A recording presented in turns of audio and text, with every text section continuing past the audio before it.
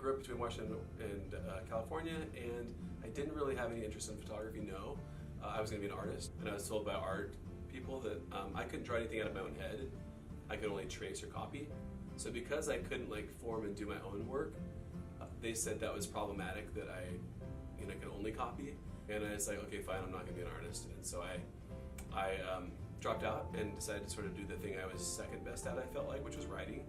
And it was writing for a newspaper and stuff, where I learned about photography and got into that. I was really interested in some of the photography they were showing and telling me about, and they said, hey, have you ever thought about photographing or doing anything? And I said, yeah, this seems really cool. I'd love to get into this a little more. So it was actually really fun. I mean, I liked the whole process, and I liked interacting with people. So it wasn't just like put the camera in front of my face and just block it out like this where I couldn't see them. A lot of times I'd interact and then I'd photograph the stuff that was happening during interaction, and that helped out, like, give me some really cool shots. I immediately quit and took a leave of absence from the newspaper once I got my camera, and left for a year for 6 months and just shot the heck out of everything I could see. Like, I might as well have just pushed the button and spun in circles, shooting everything, because everything was so awesome to look at.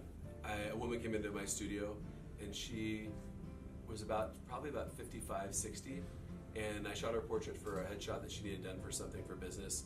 And it turned out that she wanted every wrinkle on her face erased. She had beautiful like laugh lines and smile lines and beautiful lines by her eyes. And so it really bugged me, and I had like an epiphany and didn't really like that. And so I left the studio and was wandering around and ended up running into a guy named Leon. I looked at his face, and he had these really beautiful wrinkles. His face was it had this awesome texture. I started talking to him, and it turned out he was a shrimper from Louisiana. He'd been homeless 4 or 5 years. His shrimp boat tanked, lost it, and that was what supplied his restaurant.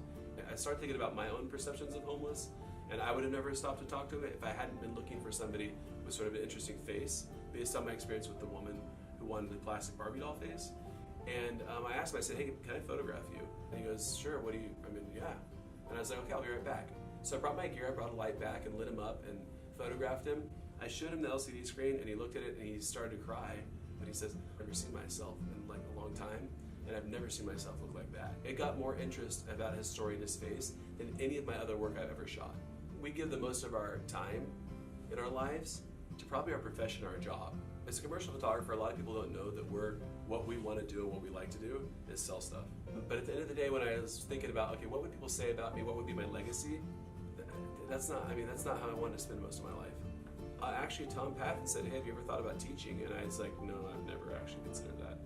And he's like, well, you should. He goes, you seem to like get along well with the students. He said, you know, you have a lot of knowledge, and it'd be good for you to share it. My students are flipping genius. I can't take credit for them. They're coming in like already super passionate, super smart, and very, very gifted. And it's great to watch a lot of my former students do stuff and post images and, and brag a little bit about the jobs they're getting. And it's really fun to watch their journey, and I know I was just a part of that, at the start of it.